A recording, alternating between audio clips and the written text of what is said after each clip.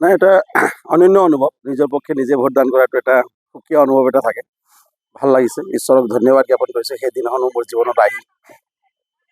প্ৰথমতে চাওক, নদৌৰবাসী জনসাধাৰণে আজি ভোটদান কৰিব সকলোৱে। সকলোকে আহ্বান জনাইছোঁ, নিৰ্ভয় নিসংকোচে ভোটদান কৰক।